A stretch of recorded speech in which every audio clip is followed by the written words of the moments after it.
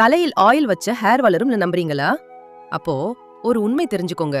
Science prove பண்றக்கு hair growthல 95% நீங்க சாப்பிடுறதுல இருந்து வருது. ஆயில் வச்சா வெறும் 5% தான் நம்ம யூஸ் பண்ற ஆயில்ல இருந்து ரிசல்ட் கிடைக்கும். ஜர்னல் ஆஃப் காஸ்மெட்டிக் சயின்ஸ்ல பப்ளிஷ் ஆன ரிசர்ச் சொல்லுது, உங்க ஸ்கேல்புக்கு உள்ள ஹேர் ஃபாலிக்லன்னு ஒரு ஸ்ட்ரக்சர் இருக்கு. அதுக்கு என்ன வேணும் தெரியுமா? Protein, iron, zinc, vitamin B12 மற்றும் வைட்டமின் டி. இவையெல்லாம் உங்க பிளட் வழியாக தான் ஹேருக்கு போகுது.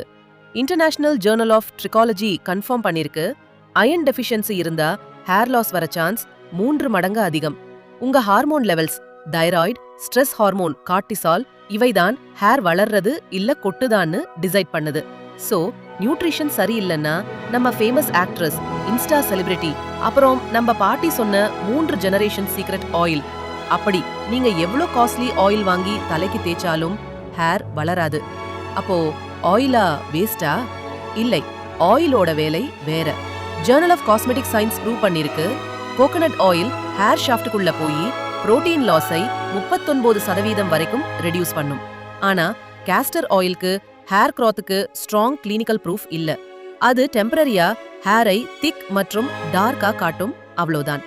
இன்னும் ஒரு முக்கியமான விஷயம், டெர்மட்டாலஜி அண்ட் தெரப்பி ஜர்னல் சொல்லுது, டெய்லி 4 நிமிடம் ஸ்கேல்ப் மசாஜ் பண்ணா 24 வீக்ஸ்ல ஹேர் திக்னஸ் இன்க்ரீஸ் ஆகும். சோ ஆயில்வை விட மசாஜ் தான் முக்கியம். ஃபைனலா என்ன பண்ணணும்?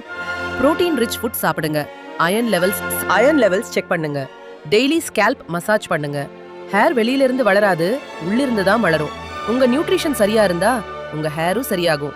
நெக்ஸ்ட் வீடியோல scientifically proven methods for fast hair growth சொல்றேன். இந்த வீடியோ 100 லைக்ஸ் ரீச் ஆன உடனே நெக்ஸ்ட் வீடியோ வரும். இந்த வீடியோவை இந்த என்ன அந்த என்னன்னு வாங்கி தள்ளுற ஃப்ரெண்ட்ஸ் மற்றும் ஃபேமிலிக்கு ஷேர் பண்ணுங்க. முடி குட்டுதுன்னு ஃபீல் பண்ற ஃப்ரெண்டுக்கு கண்டிப்பா அனுப்புங்க. ஸ்ட்ரெஸ் ஆகாம ஹாப்பியா இருங்க.